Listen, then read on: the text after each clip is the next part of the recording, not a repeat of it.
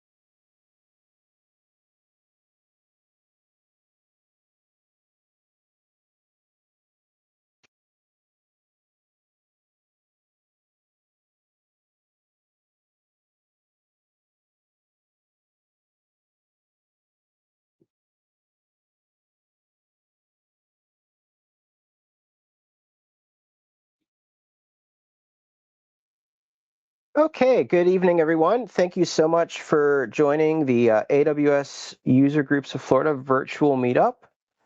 Tonight's end of September meetup is going to focus on accelerating cloud adoption through the Cloud Center of Excellence. For those of you who are new to the AWS User Groups of Florida meetup, we try to meet about once a month. And for the past 18 months have been meeting virtually at least once a month We try to plan the next one about a month in advance. And we're always open to ideas on how we can improve the content and the format. We definitely encourage you to collaborate with us after the meetup, future meetups, if anyone would like to present on a topic that they're particularly interested in, or a topic that they would like to see someone else present, or even a change in format. We're open to hear that. You could collaborate with us through Slack, through the meetup page, as well as SlideShare and YouTube. We'll post a link to the slides and the recording from tonight's presentation to SlideShare and YouTube, respectively. So for tonight's meetup format, attendees have been muted automatically. Feel free to ask any questions in the Chime window, and then we'll have time for a dedicated Q&A at the end. So with that said, I will hand it over to Lewis and Jimmy. Thank you. Thank you, Patrick. Thank you, Patrick. Good afternoon, everyone, and thank you for joining us today. My name is Luis Garcia. I'm an AWS Solutions architect based out of South Florida. I've been working in the IT space for around 25 years in different roles and organizations. But prior to AWS, I was a customer and led the cloud adoption strategy for a global organization based out of South Florida. I was responsible for the strategy on our cloud adoption, from architecture, security alignment, and migrations of our data centers to AWS. I'll let my partner today introduce himself. Hi, everyone. My name is Jimmy Martinez. I'm also an AWS Solutions Architect, and I work alongside Lewis here supporting our South Florida customers. During my tenure here at AWS, I've had the distinguished pleasure of supporting customers in multiple industries, and these would be industries like retail, wholesale distribution, business process outsourcing, as well as many more. And I'm very much looking forward to you participating in today's discussion. So thank you for being here. Okay, so tonight we'll be talking about something that is near and dear to my heart, the Cloud Center of Excellence. It's a topic that we believe doesn't get as much attention as it should. So we thought it would be a great topic to discuss here and explain why we believe it is critical for the long-term success of your organization's cloud journey. So here is the agenda for tonight. We'll touch on the following: the journey of the cloud adoption, the CCOE, or Cloud Center of Excellence, where to start, the transition, the pitfalls to avoid, some best practices, provide some resources, and then at the end, do some Q&A. And like Patrick mentioned, we do want to make this an interactive session, so please feel free to put your questions on the Chime chat, and one of us will get to them as soon as possible. But before we jump into the topic of the Cloud Center of Excellence, we want to do a brief overview of the cloud journey itself. Cloud has dramatically changed the way that we perceive technology and how we consume IT services. And the first is with capacity and provisioning. Prior to the cloud, we had to deal with fixed capacity constraints. When resources were requested by application teams, at times trade-offs occurred if capacity was insufficient. Or maybe you had the opposite problem, right? Maybe you were over-provisioned at the data center, and sometimes this was done purposely in an effort to avoid these type of constraints. Now with the cloud, this has dramatically changed. You now have virtually unlimited capacity, and when you need more, every service is just an API call away. But at the same time, this also has new challenges, right? Every team now has the capability to launch anything in the cloud. So you still want to have checks and balances, and that's an important challenge to address. The second change is the way that you do asset and cost allocations, right? So pre-cloud, you had one large fixed budget, which you had to plan for months or sometimes years ahead in advance. But moving into the cloud, you have gained a great deal of elasticity and variable expense. If you like a solution and it's meeting a business need, you can just reinvest more in it. And if you don't like it, then you just tear it all down and you only pay for the resources that you used. And so this is a huge change. But at the same time, you also want the ability to know which of those experiments were successful, which of them were not, and you want to be able to charge back accordingly. When it comes to assortment of your IT catalog, right, we were limited on infrastructure, technology, and services back on-prem. If we wanted something new, it required an investment and then integration into your existing environment. But with the cloud, you have a comprehensive service platform to choose from, allowing your company to be more innovative while experimenting and innovating at a faster clip. And the way that you handle change in the cloud is different. Traditionally, you used to have different teams, like a requirements team, and you had your development team, and projects moved from requirement to development in a waterfall methodology. But moving into the cloud, customers move towards DevOps and agile methods, and where they were able to have, or where they are able to have cross-functional teams, and these cross-functional teams are making small reversible changes, shortening the time to market. And finally, the way that you transform your organization has changed. In the pre-cloud era, you used to have a lot of rigid standardization, right? So we are moving away from that, and we're moving more into a use case reference architecture. Architectural teams implement guardrails across your organization, which are now less rigid, but still keeping security and governance best practices. And this enables for non-IT users to use the cloud and adopt new technologies. And so you can see that there are a lot of changes that have happened getting into the cloud, right? And these changes require you to have good insight into how your finances are being spent.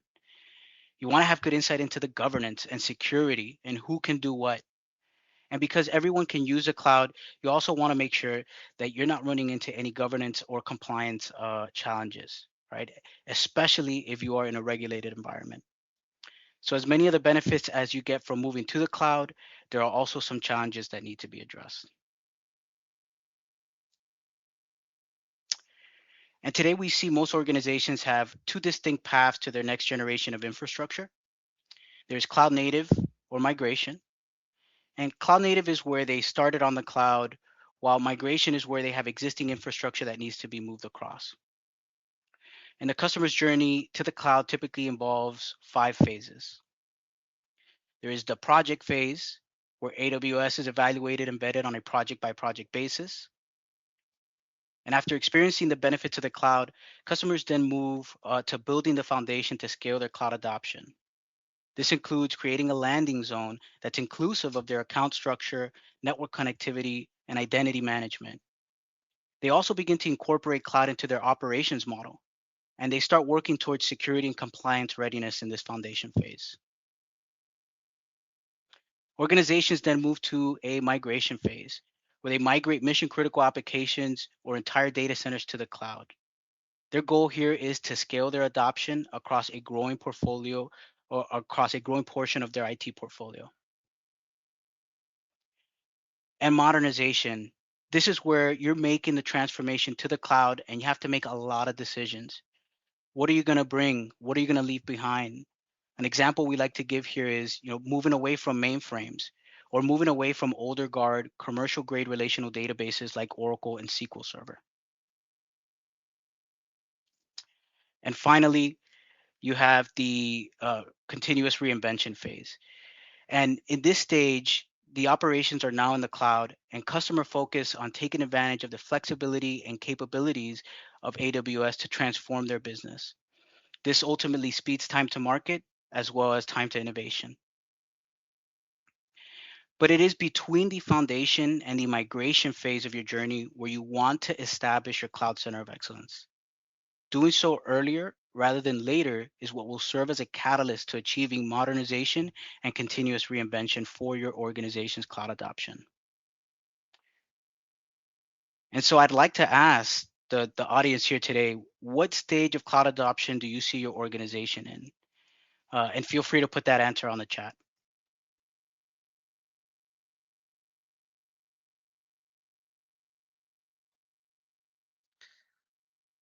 Thank you, Jimmy. So now let's get into the Cloud Center of Excellence, right? And I see that some people are starting to kind of put in some of the answers, but I want to ask another question as well, which is, how many of you are familiar with the concept of a CCOE?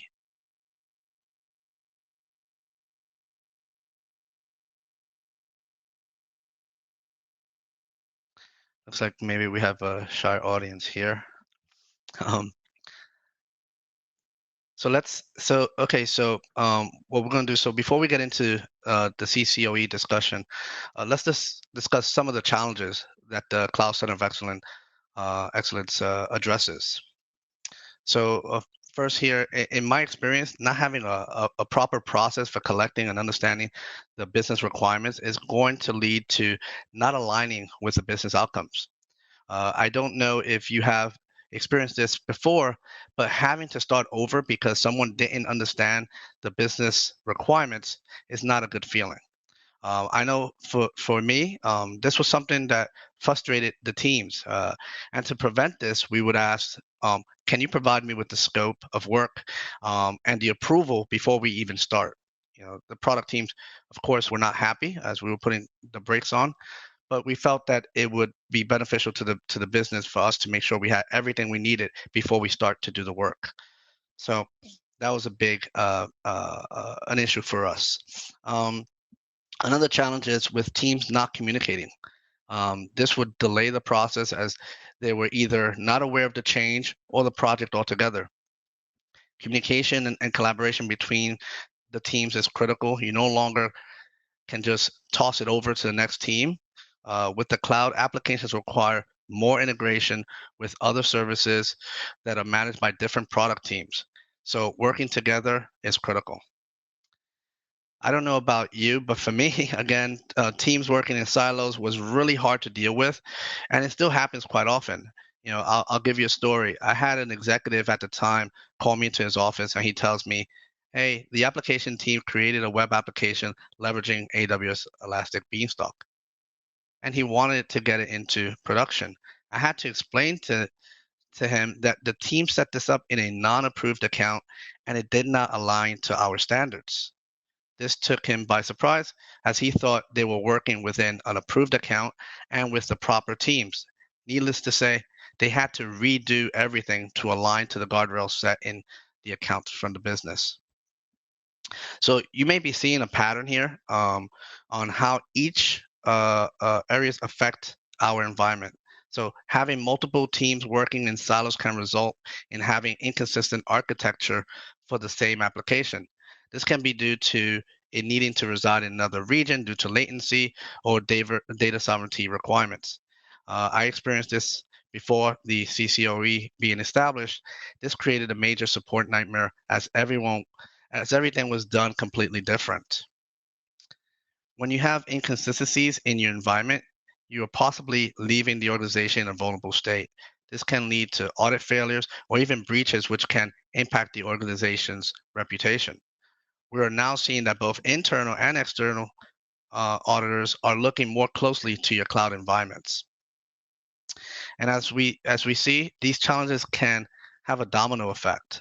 It can dramatically impact the organization's ability to stay ahead of the curve, innovate at scale, which is what the advantage of using the cloud is for. So moving on to what is the Cloud Center of Excellence? If you ask people what is a CCOE or Cloud Center of Excellence, I'm sure you're going to get different answers, right? So even doing a search on the internet, we find different answers here as well. So from Gartner, we see a Cloud Center of Excellence is the best practice approach to drive cloud-enabled transformation. An AWS partner, Capgemini, a Cloud Center of Excellence is used to bring a diverse and knowledgeable group of experts from across the organization together to develop cloud best practices for the rest of the organization to follow. And from AWS, a CCOE institutionalizes best practice, governance standards, automation, and drives change throughout the organization. When done well, a CCOE inspires a cultural shift to innovate, and a change is normal mindset. It all comes down to a cross-functional team that helps the organization build a framework to leverage industry best practices to transform their business using the cloud. So on this slide, we're going to discuss how the CCOE drives change within the organization. And there's 4 areas we're going to discuss here. We have the software development area in gray. Then we have the cloud business office in green, the cloud platform engineering team in blue at the bottom, and then the executives on the right in light blue. So we're going to start with the software development team area. So if you can see, you have sustain, right? So you can also think of this as your traditional operations activities, right? But now it's based in the cloud. Optimize. Here we start to see a broadening of responsibility for both application team and the platform teams, which activities turning into outcomes, moving them into the DevOps team. And then we have grow. This is where the teams continue to think big and innovate, leveraging new services, but still within the guardrails to prevent any misconfiguration that can put the company at risk. So now we're going to move to the green area, the Cloud Business Office. And this is broken into two categories. On the left, you have business and governance. On the right, you have the people enablement. So let's start with the business and governance, which covers 4 areas. We start with the architecture alignment, which provides alignment between enterprise architecture and the CCOE, establishes process to evaluate and develop new cloud patterns to support teams looking to adopt the cloud. Product management, responsible for understanding customer requirements and demand for cloud products, translating requirements and demand into a prioritized backlog of work for cloud platform engineers and CBO product teams. Delivery management develops and maintains the structure to manage the delivery of items within the cloud platform engineering team and cloud business office backlogs, while managing status reporting to the cloud leadership team and enterprise PMO. Then finally, it's financial management. It provides the mechanisms to accurately allocate, forecast, and optimize spend by consumer. Enables self-service capabilities for consumers and executives to manage current and forecasted spend. Now, on the right, we have the people enablement, which covers 3 areas. Onboarding, an internal team that guides the teams through the process of migrating to the cloud, including training, deployment, migrations, and a transition to a steady state operation. Then we have training, provides consistent training curriculum and deliver to teams throughout their development lifecycle, beginning with foundational training through content for subject matter experts. And then organizational change management establishes the overall cloud change strategy to be delivered and enabled by the CCOE, partnering with the cloud leadership team to drive successful implementation across the organization. At the bottom, we have in blue is the cloud platform engineering teams. So we start with the platform team, establishes core shared platform capabilities and codified patterns to enable enterprise self-service deployments by application development teams. The operations team establishes core shared platform capabilities required to enable automated build and release processes end to end. And finally, security.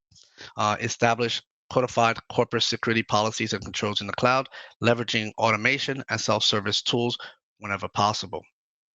Also proactively assesses and monitors environment to enforce security policies and mitigate threats. And then we have the various sponsors and executives on the box to the right in light blue. They're also the customers, but also help drive the outcomes and remove any hurdles. So let's talk about the benefits of the Cloud Center of Excellence. The first is project prioritization. The alignment to the organization initiatives is important as everyone is aware of all the projects in the pipeline and in the order that the organization wants them completed.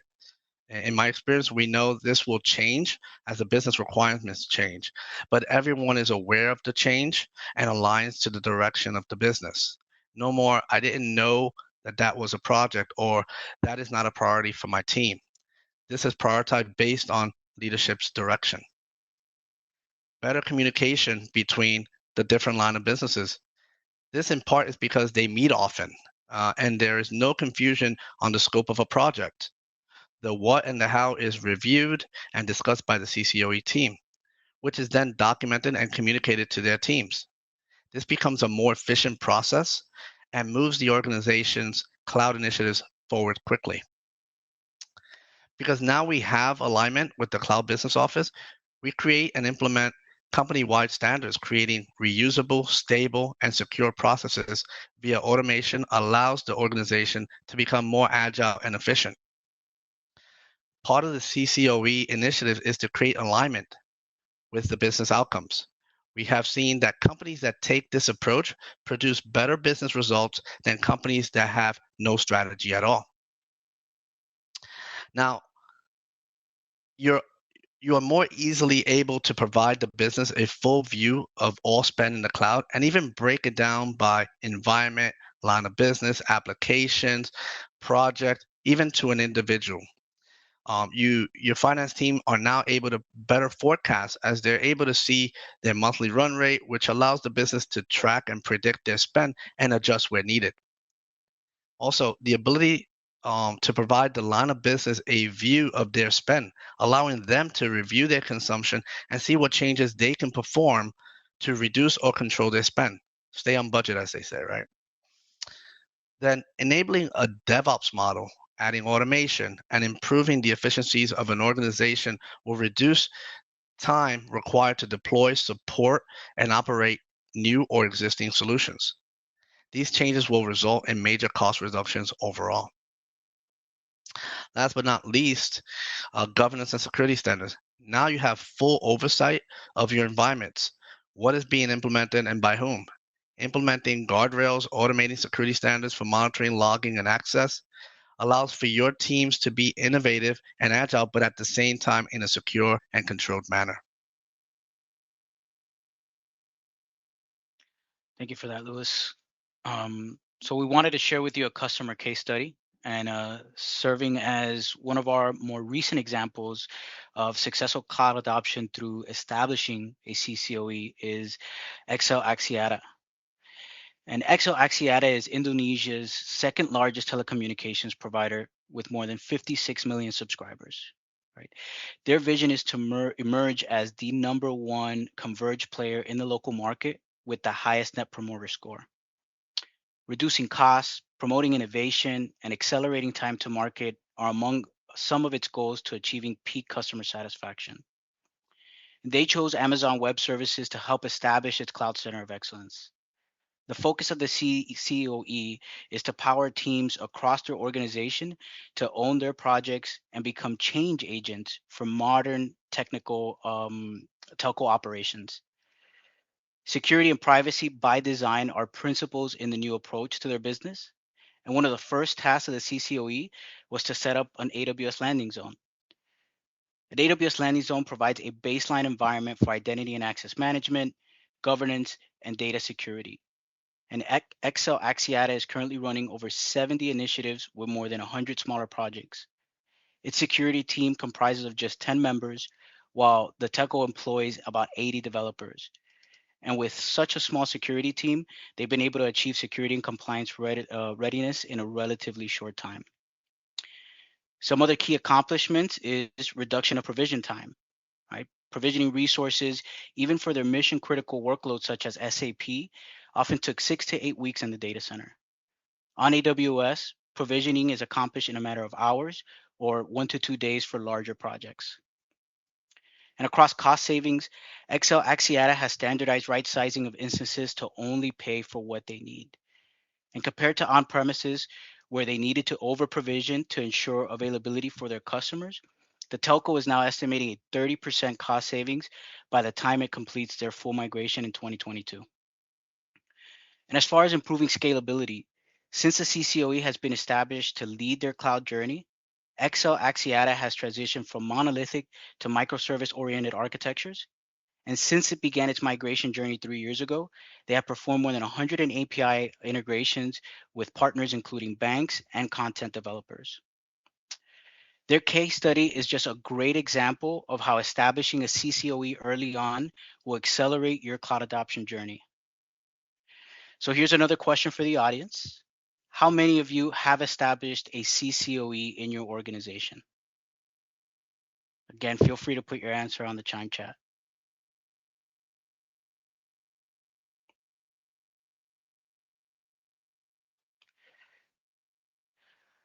Well, if you haven't established a cloud center of excellence at this point, you may be asking yourself, where do I begin?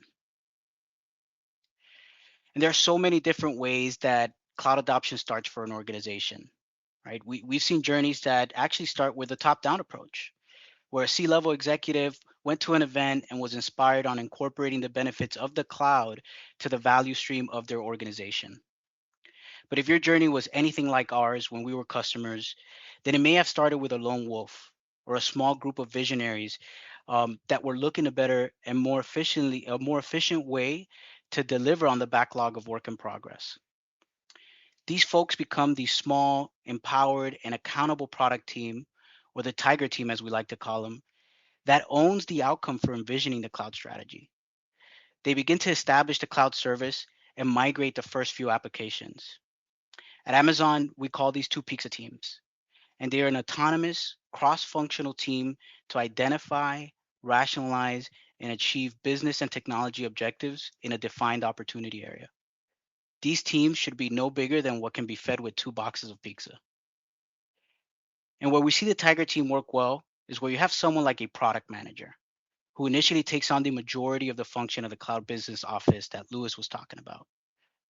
And this persona works to prioritize the backlog of deliverables for development teams by understanding which will contribute the most business value. They are considered the Swiss Army knife because they know who to call when you need senior leadership help. And when you need to communicate and send something important out, they remain close to the business to do so. But leading the Tiger team should also have a more technical leader, right? This leader is paired with the overall product manager and becomes their partner in crime. And it is the lead or enterprise architect who will be accountable for overall cloud technical architecture. They partner with the product manager to translate customer requirements into technical deliverables. And what I will say is that these personas, they aren't just delegators, right? These personas are doers. They are working with other stakeholders to make sure that the initiatives of the Cloud Center of Excellence are getting done. And once the leadership of the Tiger team is established, you start working with and bringing in the infrastructure engineers. They will provide integrations with corporate data centers, shared cloud infrastructure services, and they'll work on engineering and continuous improvement of the infrastructure stacks. They will answer questions like, what are going to be the standard compute services? What type of guardrails do we need to put in place on our infrastructure services? And what infrastructure decisions need to be made to support what the organization needs to do? And you also want to work with security.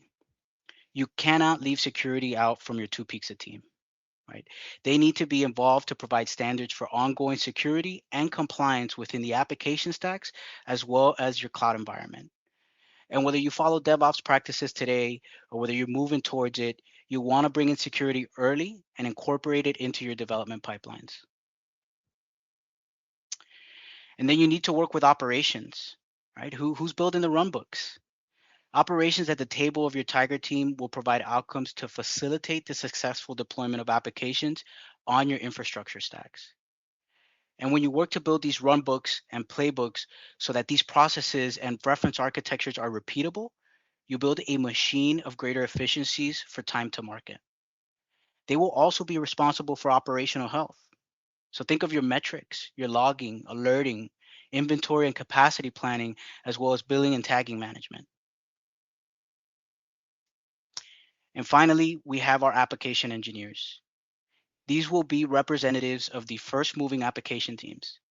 The first wave of applications may be .NET, they may be Java, but regardless of the programming language, these teams will work closely with the Tiger team during the process to provide the voice of the customer as cloud services are being developed. So for those of you that have established a CCOE, I'd like to ask, do you think it's set up correctly? See, Patrick, your team's in process.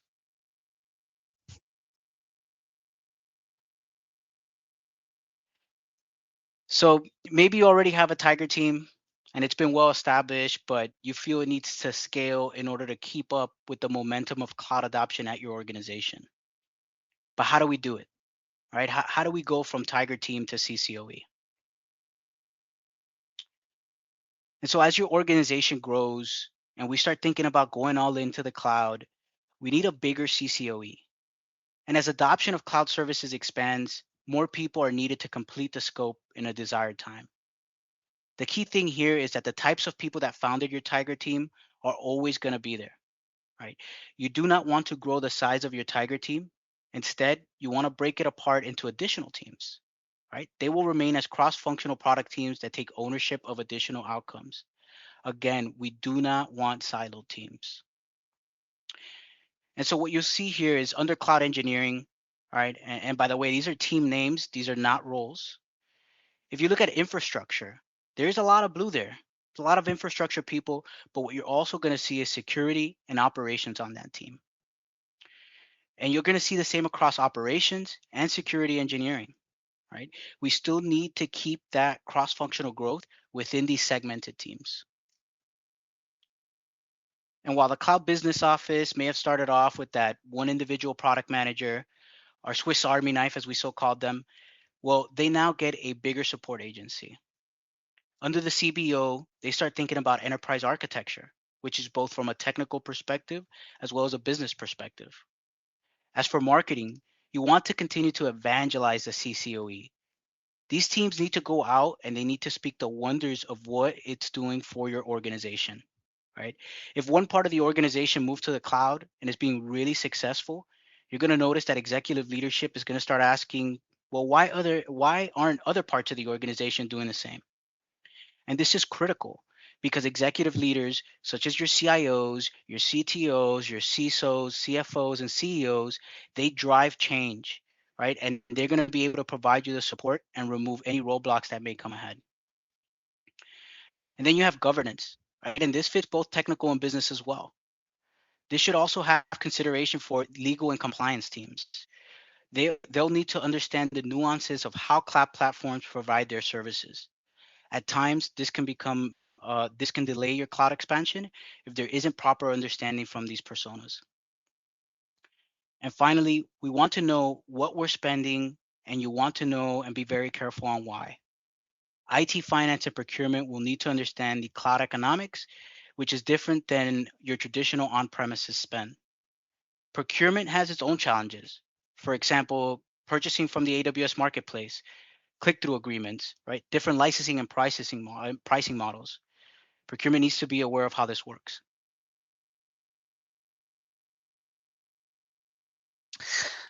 So, Jimmy, now with all that information, I think for those without a CCOE are kind of now ready to start building one, right? It's great information there.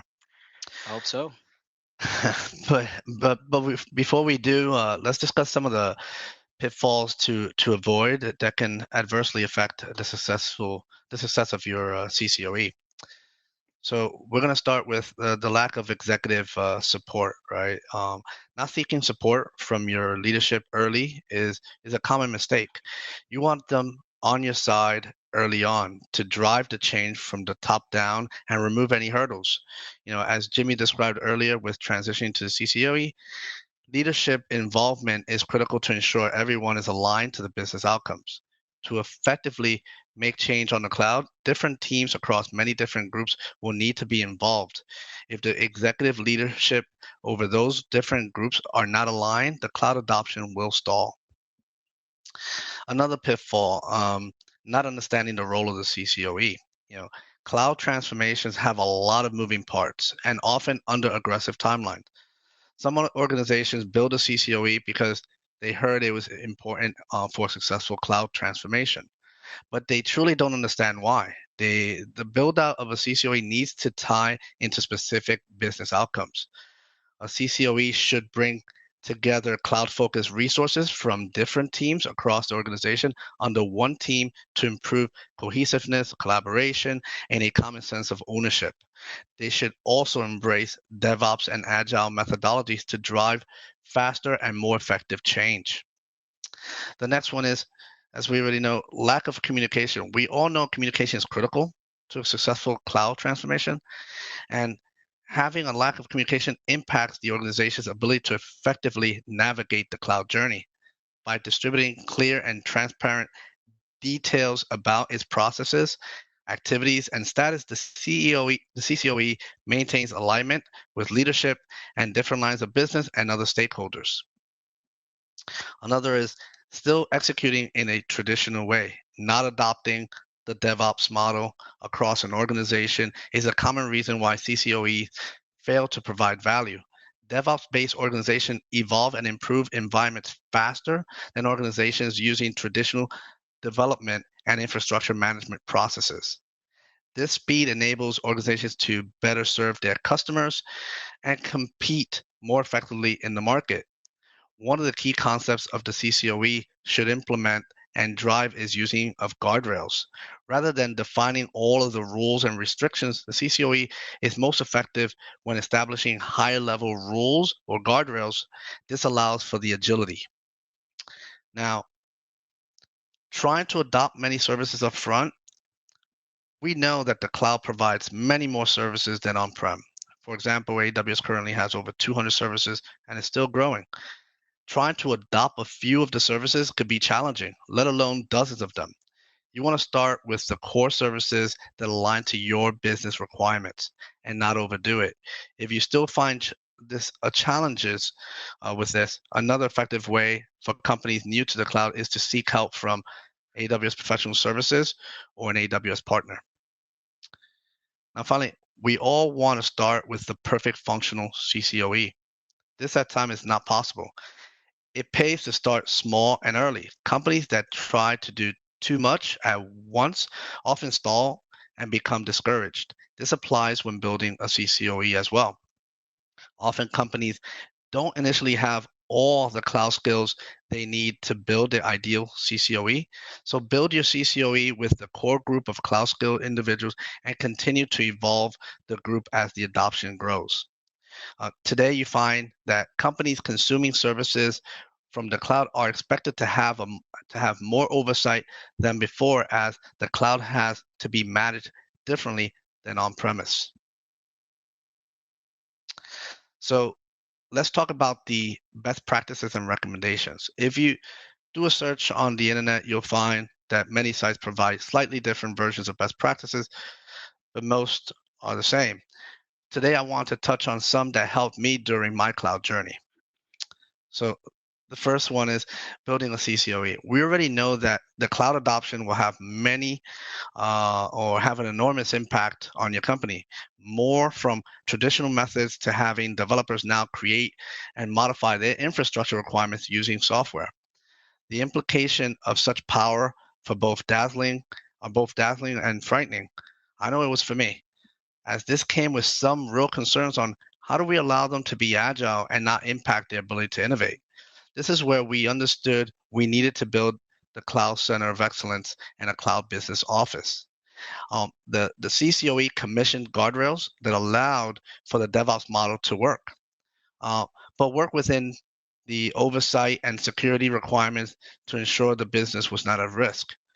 So we highly recommend that if you don't have a CCOE established today, to at least commission a Tiger team to start having conversations on the steps needed for successful cloud adoption. Planning your cloud strategy early on. Are you going hybrid with on-premise environments connecting to the cloud or a multi-cloud approach? Knowing this early will allow you to start understanding where your application and data will live and what are the pros and cons for each. You will be able to foresee issues that may arise in the future and allow you to pivot if needed. For example, at times we believe that managing a multi-cloud environment is simple, but it can become complex to manage and operate, as you are now having to understand both providers, which are very different in many ways. You don't want to, you want to make sure that your cloud strategy is one that is well thought out and is in line with your business outcomes. For example, having a tagging strategy is critical early on. You want to be able to provide that full visibility to your organization for budgeting, forecasting, visualizing the runways for specific workloads. Starting with a well-defined or well-designed foundation allows for the scalability and integration that supports your cloud strategy. This is what we at AWS refer to building your landing zone, which is a well-architected multi-account AWS environment that is scalable and secure. This is a starting point from which your organization can quickly launch and deploy workloads and applications with confidence in their security and infrastructure environment. Have your basic core services already vetted, integrated within your development process with governance and security approved standards. Again, allowing for your organization to move quickly and keep ahead of your competition. If you don't already have an ARB or architecture review board, again, do this early. I know for some of you, this is more of a roadblock, which it can be, but typically for good reasons. You want to make sure that your CCOE core team is on these calls and at least the key stakeholder of that group that is presenting their architecture. This will ensure that all areas are included in the review process, provide input, and understand what will be required from you to gain approval. This leaves no one in the dark and allows for faster implementation. Cloud economics. Understanding the pricing model for each of the services that you're going to consume is critical. You need to make sure that your CCOE teams understand the full end-to-end cost based on the requirements. This requires that your teams have an understanding of the application requirements, its growth, peaks and valley. Is it going to be in an HA configuration? Is DR a requirement? As these will also impact your cost.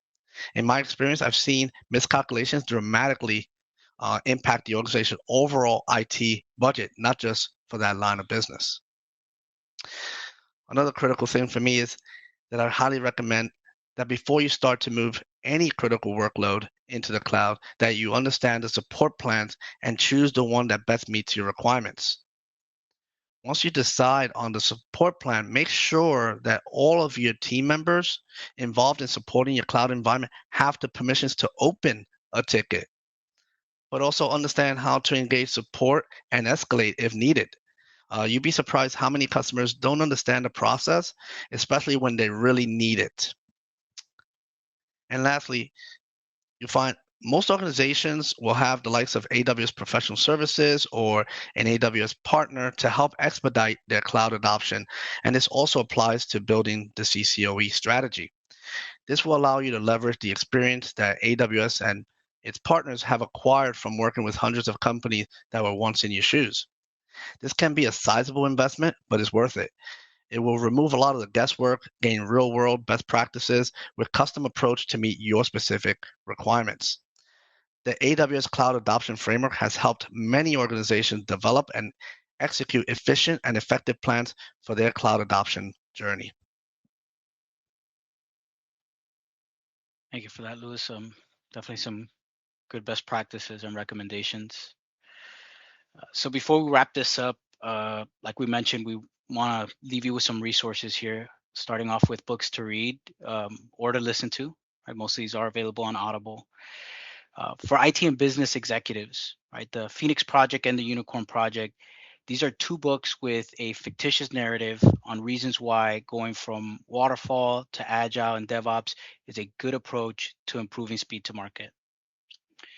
Ahead in the cloud, this book talks to best practices for enterprise IT strategy with customer examples of AWS cloud adoption. War, Peace, and IT. This is a unique perspective to success in the digital age based on experience of common challenges with getting the business and IT on the same page. Lean Enterprise, how HPEs innovate at scale. This is just a practical guide for executives to how lean and agile principles help you innovate. And O'Reilly's Cloud FinOps, how to implement a cloud business office. And this book will shed light on expert strategies for creating a culture of cloud cost management. As for IT and application developers, we're recommending Accelerate. This book is dubbed as like the science book of DevOps, and it really helps readers understand how to measure the performance of their teams and what capabilities they should invest in to drive higher performance. And then there's the DevOps Handbook, and this book just shows leaders how to integrate product management, development, IT operations, and information security to win in the marketplace. So, Jimmy, how many of these books have you read? I actually have 4 under my belt. I don't have, haven't read all of these, but that picture that you're seeing here on the right-hand side is the desk of one of the enterprise leads here in South Florida. So these books are coming with high regard and recommendation. As far as resources related to Cloud Center of Excellence, and by the way, each of these links have a QR code on the right-hand side. The next 2 slides will have the same. The AWS Enterprise Strategy blog. I personally love this blog, but it's the official best practices for enterprise strategy on AWS. I would definitely ask you to put that as a favorite. The AWS Cloud Adoption Framework. If you haven't read it yet, it's about 20-page white paper, and really outlines the framework that's going to help you realize measurable business outcomes for your cloud adoption journey. And this specific blog post, creating the cloud business office, this is a post under our enterprise strategy blog, but a great short read on establishing your cloud business office. And for architectural resources, the AWS Well Architected Framework. These are official best practices for architecting on AWS. And this pairs well with the AWS Well Architected Labs. So that link there, it's going to give you access to some hands-on lab. You can perform these labs yourself. You can pass them on to your team members, but these are really going to help you learn how to build on AWS using architectural best practices. And the AWS Architecture Center, this is just one of our official repositories for all architectural resources. And then we're also providing here the AWS Solutions Library. This is just vetted reference implementations and well-architected patterns that not only us as field solution architects use with our customers, but also that professional services has as well. So with that said, we'd like to leave the next few minutes for any questions. I know we had some on the chat. Just going back to Finley, we had a couple of slides, even though this was focused on the Cloud Center of Excellence, right? We did touch on how DevOps is very much a cultural shift that the Cloud Center of Excellence is going to embrace, especially when it comes to organizational change. Is there anything else, right, that you wanted us to elaborate on why this is why we're seeing this shift, right, from these traditional development methodologies to this more of agile cultural shift?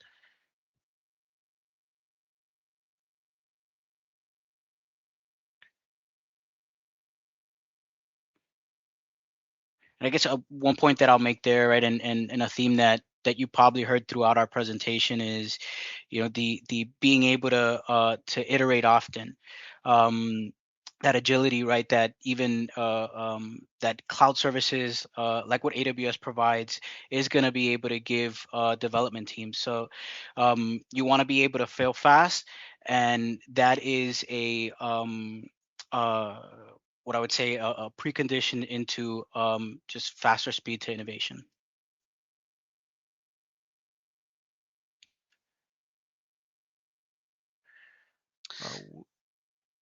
Yeah, so go ahead, Lewis. No, I was going to say that Kirby's asking if where they can get a copy of the slide deck.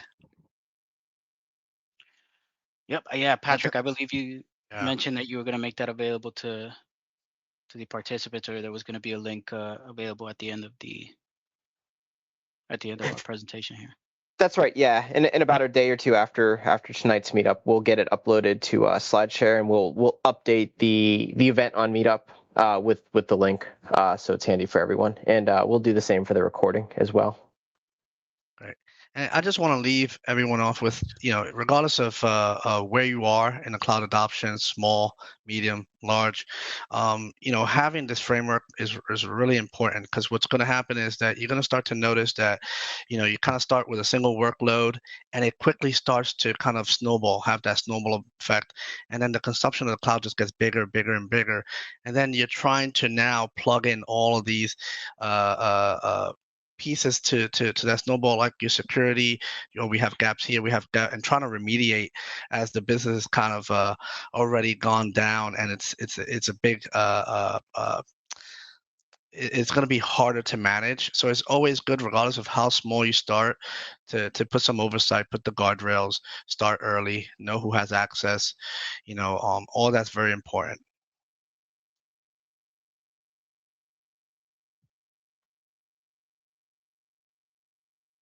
Excellent. Yep. With that, I mean, we'll still leave it open for any questions. You're welcome, Willie. Thank you for coming, actually. We appreciate it.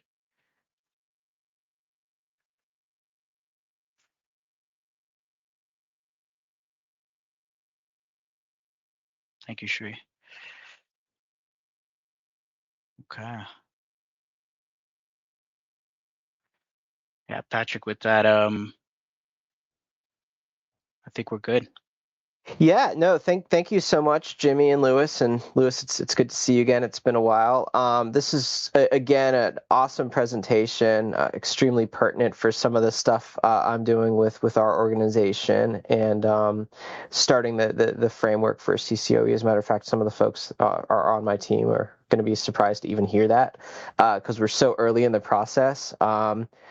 The biggest thing I've seen in watching other organizations implement it is really that kind of just, don't you want some foundation, right? You want executive buy-in, you want a charter, you want KPIs, but don't over engineer because you will never get to the starting line and never actually achieve your goals. So again, thank you so much to both yourselves, Jimmy and Lewis. Thanks to everyone for joining us tonight. Next meetup's in 3 weeks where we're going to talk about time series data with TimeStream. So again, I'll get the recording and deck shared out to SlideShare and YouTube. I'll post that on Meetup. And everyone enjoy your night. Thank you so much. Thank you, everyone. You all Thank you. have a good one. Bye-bye.